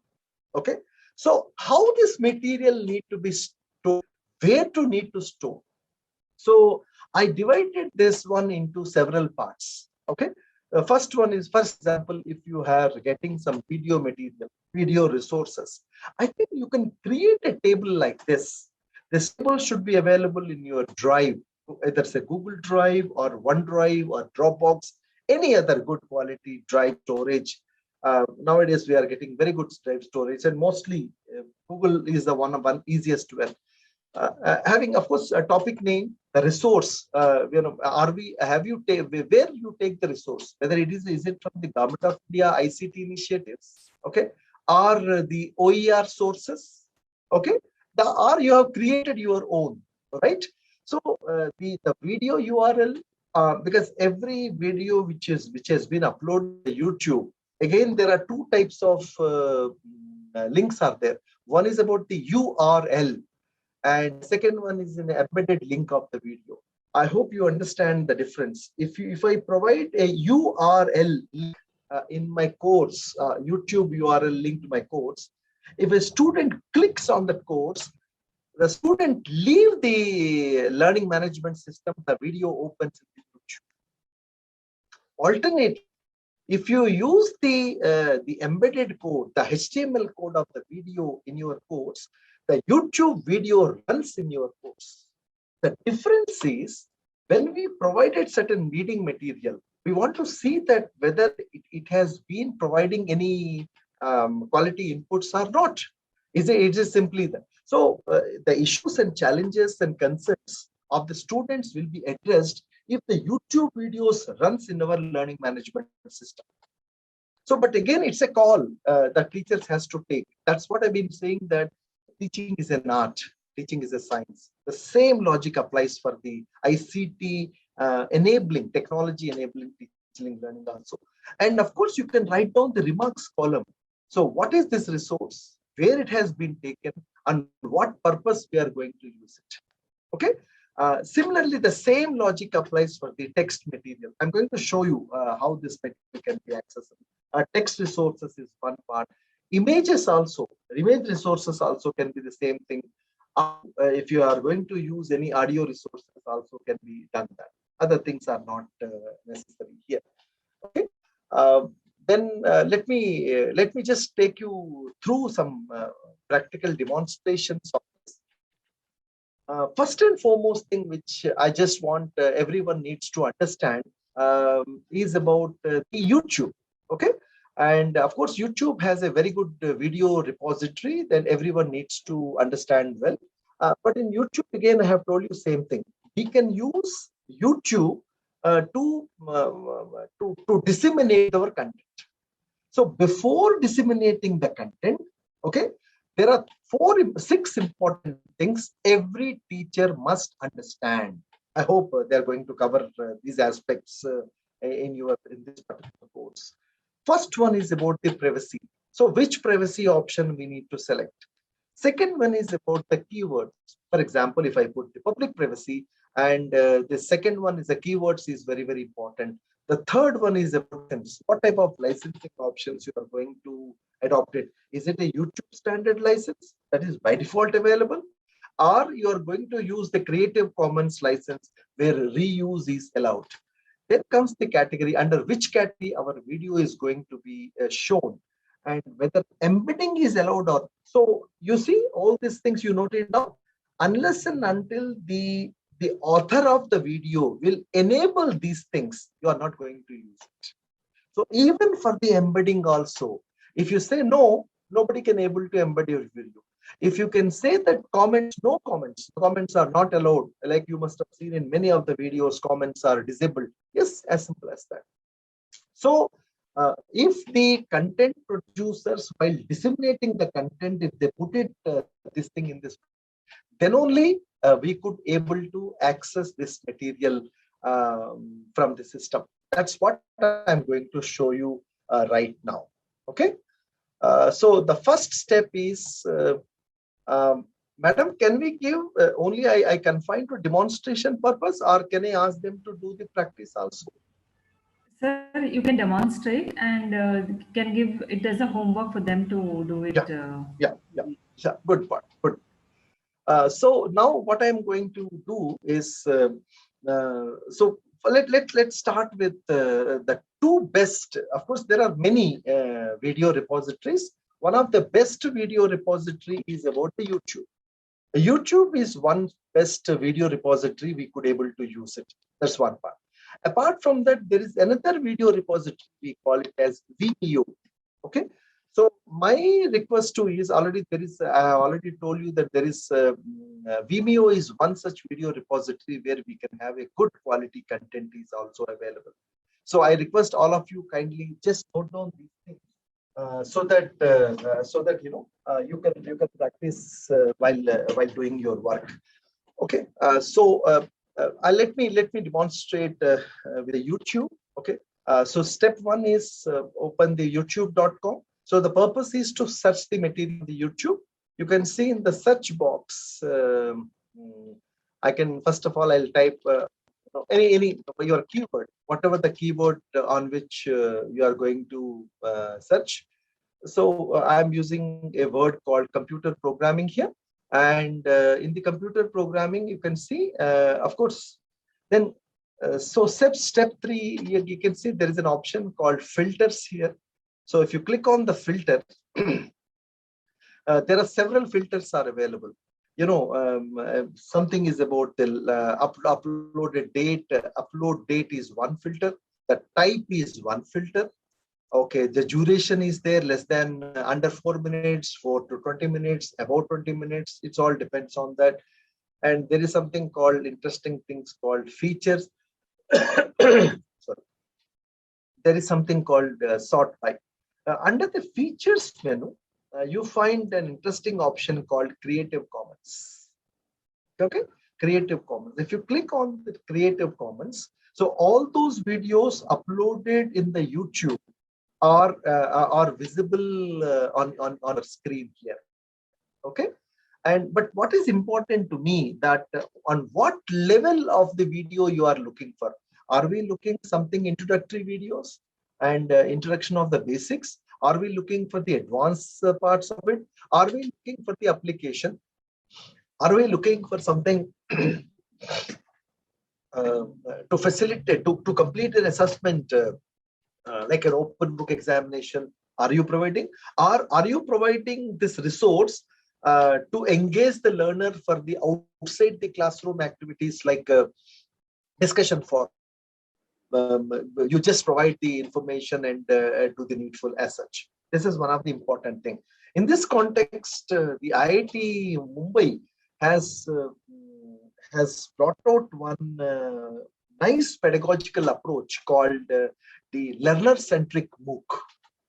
Of course, we already know something like the flipped classroom pedagogy, but the learner-centric MOOC, even though the name was given as LCM, learner-centric MOOC, but that logic will apply very nicely with our own courses also. Okay, so but out of these videos, for example, if I found this video of Professor Patak is helpful to me, No. so this video I can take it. So if you just scroll it down, it's not necessarily, since already you put the license part over there. If you look at the license element there, it says Creative Commons attribution license reuse is allowed. Okay, so this video I can able to use it. But what is interesting to me, what is important to me, how to use this video? So there are two possibilities I've said. One possibility is this: we can use the URL of this video. The second possibility is, if you press the right mouse button on this paused video, and if you select that fourth option, the copy embedded code, so the HTML component of this video can be captured, and that HTML component of the video can be embedded in your learning management system while delivering it. So it has got a different flavor and meaning as such.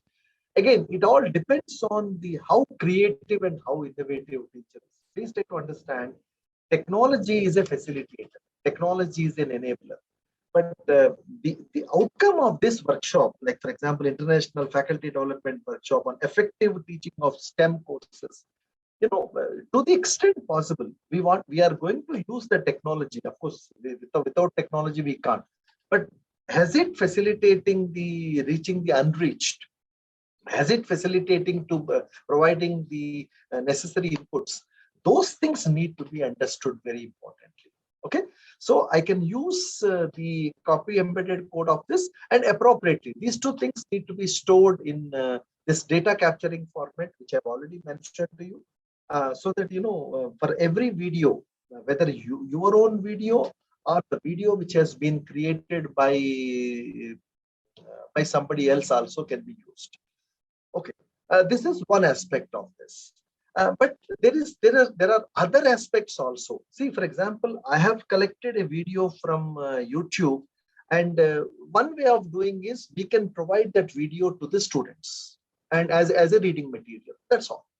But there are some technologies are available, because why we are providing that video? Just take one hypothetical example. Monday, Tuesday, Wednesday, my students are coming to the campus. Thursday, Friday, Saturday, Sunday, 4 days they will be managing from home. So Monday, I have 2 sessions, theoretical sessions, and 2 practical sessions in the afternoon. So for the theoretical sessions and practical sessions, since I'm only having 3 days of teaching with hands-on lab activities, so it is my responsibility, since as a part of this blended learning course, provide the reading material before the hand so that the students can come prepare for the class. Okay. So the reading material which is being, I think this is the larger picture every teacher needs to understand. Before you provide the reading material to the students and come prepare for the class, then you need to take a call that in the classroom, what you are going to do. In the classroom, what you are going to, you have only 3 days there. So remaining 4 days, students' engagement will be done outside the classroom. So when the students, before coming to the class, what type of engagement is being expected? Before students going to the lab, what type of inputs need to be provided? And of course, we are all collectively decided that, of course, the OER material and the good quality material which is available in the public domain can be used. But the larger picture is, can we convert this material into activity-based? That is one of the important questions we can think of. There are certain tools and options are available. I think you try out this one whenever. Probably, I think they may be covering. Organizers are going to cover these things That's what I said in the beginning.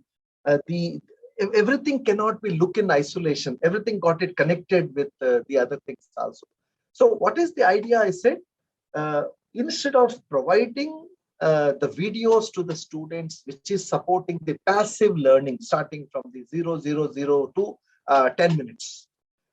See, generally what happens, these videos generally cover two to three aspects. So at the end of the first aspect, there is a small pop-up can come up, and the student will be asked to, where it is coming on the top of the YouTube video. Understand carefully. These activities may come on the top of the YouTube video. There are certain tools are available. I'll just show you a few of the sites, and I request you to kindly spend time on that. So there is certain tool called Edu Puzzle. Edu Puzzle is one such tool, and it's a wonderful tool where we can easily create a beautiful interactive video sessions for your students. You can integrate right into your learning management system. Okay, and hopefully, probably I think this is workshop. They're going to cover this kind of a things while teaching while sensitizing the faculty on content creation. I think this is again one such nice interesting thing we can use it. Edu Puzzle, and of course this is one such, and you can explore it. And there is another one. Yeah. Test, yeah. Sorry. TestMOS is also another one, like EduPuzzle. TestMOS,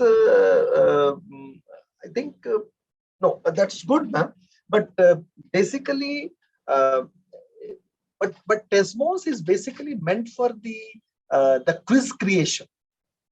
Basically, the quiz creation part, either the formative or summative kind of a thing.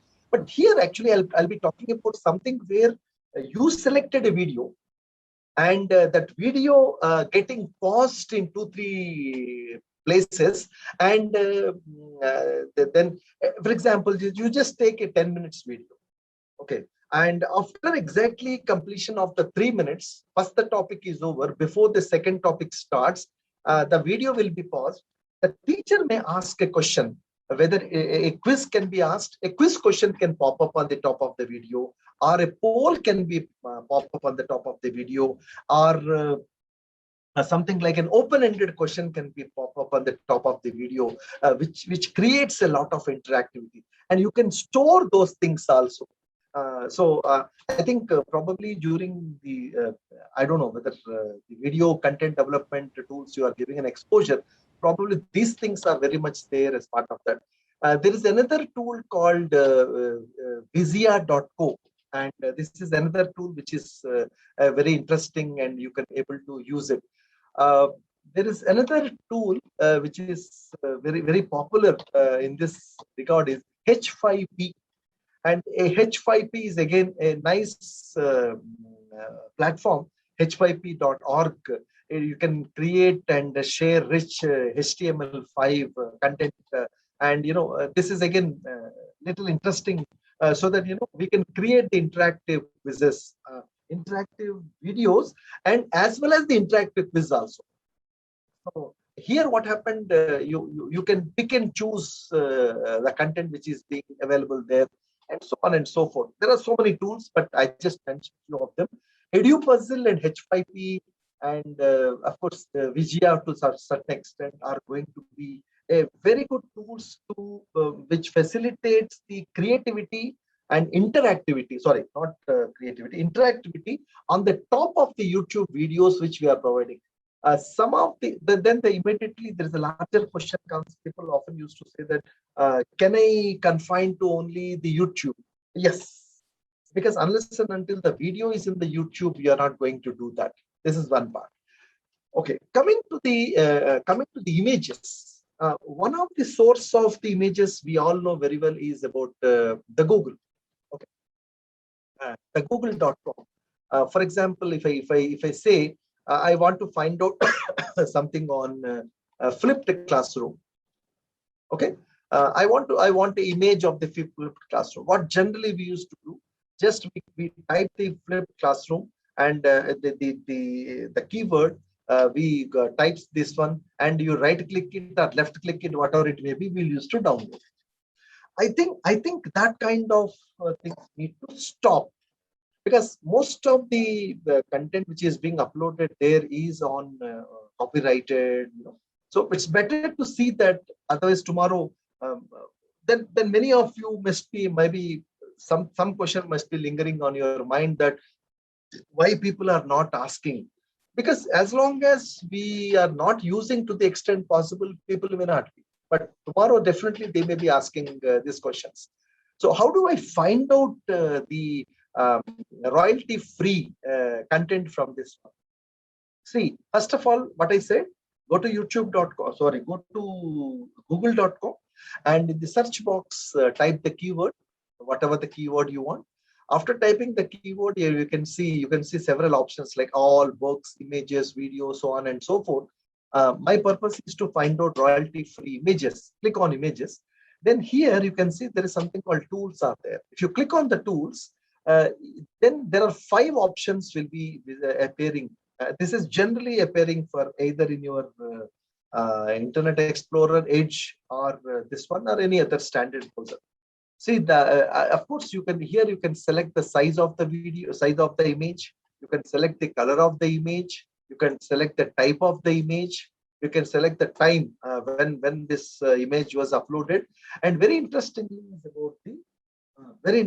is about the usage rights. In the usage rights, what is happening is, if you just click on the usage rights, you can see there are 3 options are visible on your screen.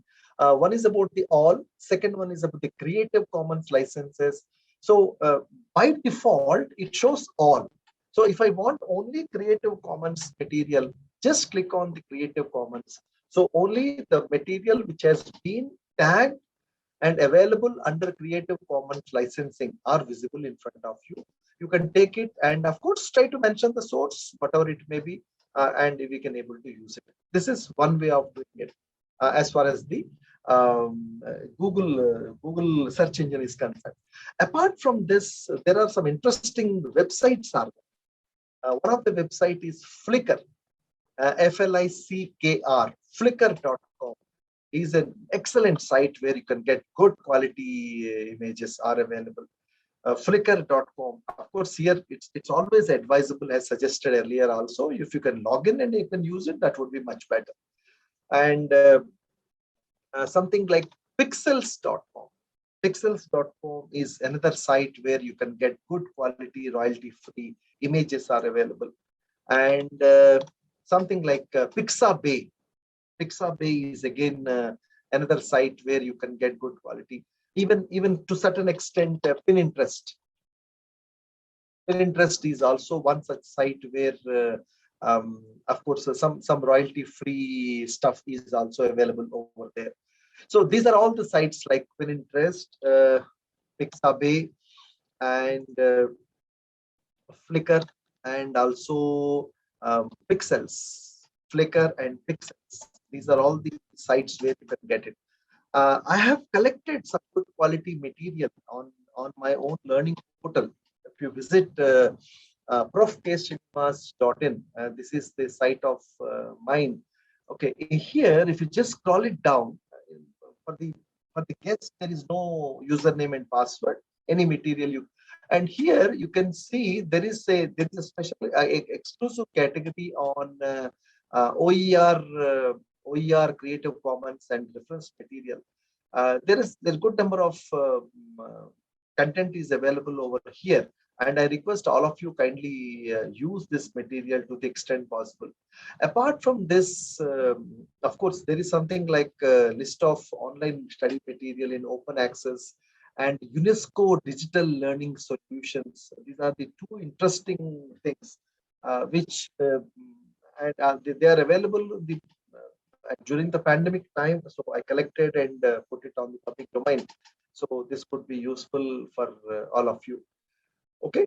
And of course, as I already mentioned, that all my material is available in this public domain, and you can use it, you can use it, reuse it, revise it, remix it, redistribute without any attribution to me. Okay.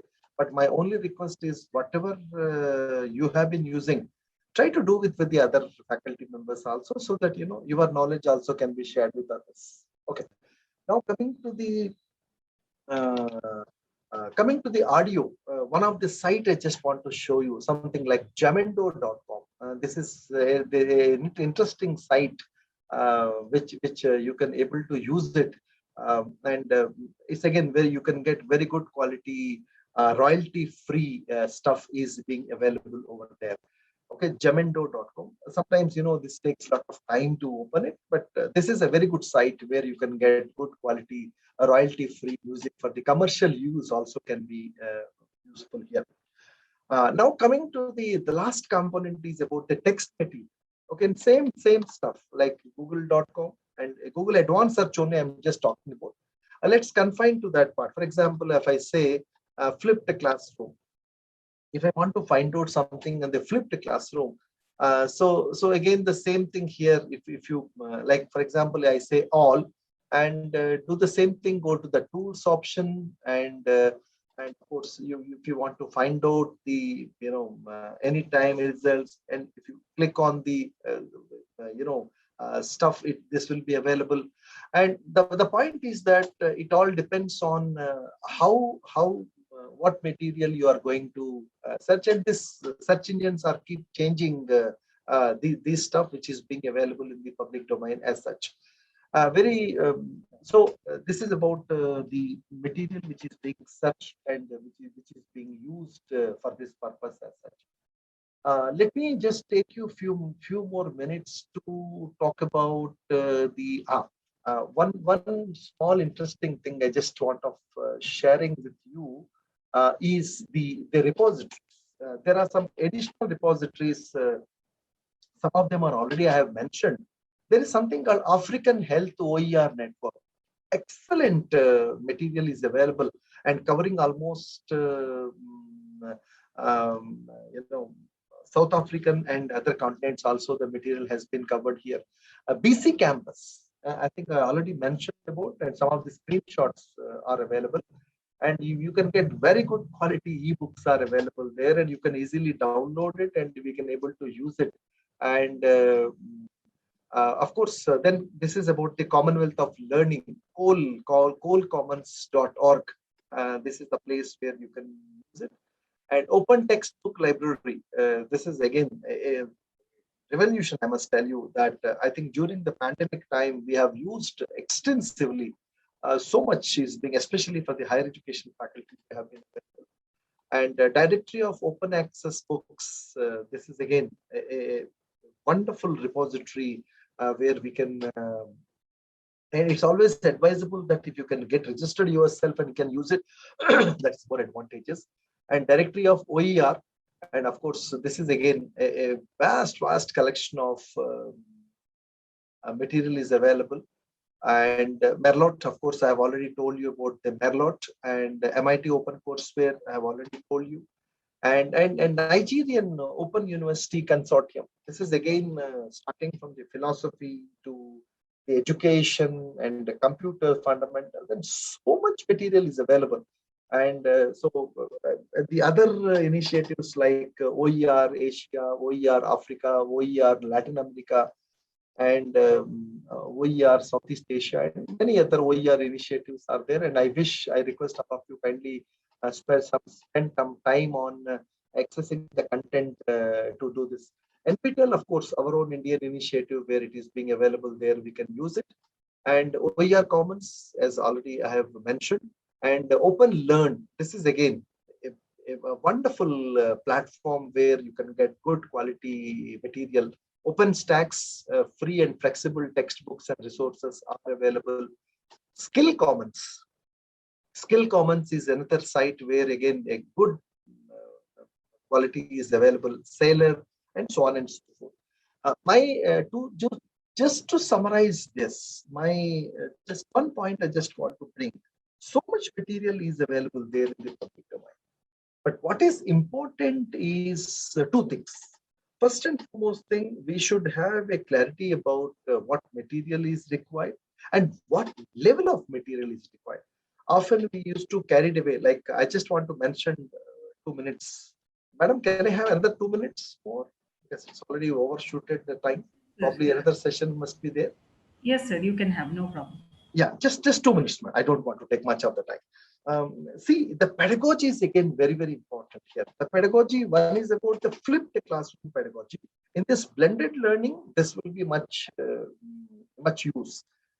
But when it comes to the learner-centric MOOC, the pedagogical approach where the IIT Bombay is being talking about, they are talking about on 3 different verticals. One is about the content. So don't provide the content just like that, and provide a content which is interactive in nature, so that they used to call a concept of reflective spot. So you can use the content to the extent possible, so that we will be providing the interactivity part of it. That's number one. Second one is, of course, apart from this is what I've been talking about. When we are started facilitating the content, everything cannot be done within the classroom. There is an outside the classroom activity where the learning management systems are going to use. Even the MOOCs is also a vast, big learning management system. There is a concept of discussion forum. So in the discussion forum also, how can you bring the focused discussion forum so that the students are going to learn? That is the second aspect they will be talking. The third aspect is about the assessments. And immediately, if you can provide a feedback to the students, and or you guide them to get into that quality level, if you can guide them a good quality resource. So that's how the learner-centric MOOC will be a very much in need of. So the pedagogy, I'm not saying that the technology versus pedagogy, but these things are going to be the part of the system which, the next question is, by providing content for free, how they are able to sustain. Madam, there are many people who are working for a passion. That's all. Sustenance is, yes, of course, there is how the Moodle is sustaining. Moodle is a free open source learning management system. Every one of us are using, at least last 1.5 years, around 30 to 35,000 instances. I asked them to do that. So they are giving a little bit of small ads that are coming, and they are sustaining that. But what is important is, I think we need to promote this. See, everything cannot be taken in terms of the some tangible thing, but the learning resources, yes, everything, there are many people who cannot even afford to do that. That's the reason we have an excellent libraries are there. So I think we need to promote it. First of all, my request to all of you is, try to be a content consumer first of all. Then of course we can you can join them. Yes, how to share OER with others? Yes, very good question. If you visit the OER Commons, search OER.com. If you go to the search Creative Commons, search.creativecommons.com, there are 6 licenses out there. First one is CC BY. So please download that license. First of all, let me explain to you the simple procedure. If you want to share, I think Arshin Tabassum, my simple answer is, if you want to upload your video as OER, step number 1 is prepare that video. Step number 2, while uploading the video into your YouTube own channel, in the place of the licensing, select the Creative Commons, so that this video will be part of the Creative Commons attributed licensing, so that people can able to use that. That is one way of doing it. And as far as so if you have created the SlideShare. SlideShare, you all must be knowing. It's a wonderful platform where the Creative Commons content can be done. Alternately, what you can do is, you prepare a PPT and you give a license there, and at the same time you can embed any preferred 6 license out of the 6 licenses, you can take one license element over there and the license element can be added to that. Friends, I think I'm afraid already overshooted my time. I stop it here, and thank you very much for providing me the opportunity. I wish to answer. There are a lot of questions and comments are there, but since the other speaker is already ready, so I'll stop it here. Thank you very much, the organizers and Dr. Shailja Raj, for providing me the opportunity to interact with you all. Thank you for coming and sharing all your knowledge, sir. We look forward for many more sessions from you like this. Thank you so much. Thank you. Thank you, ma'am. Thank you very much.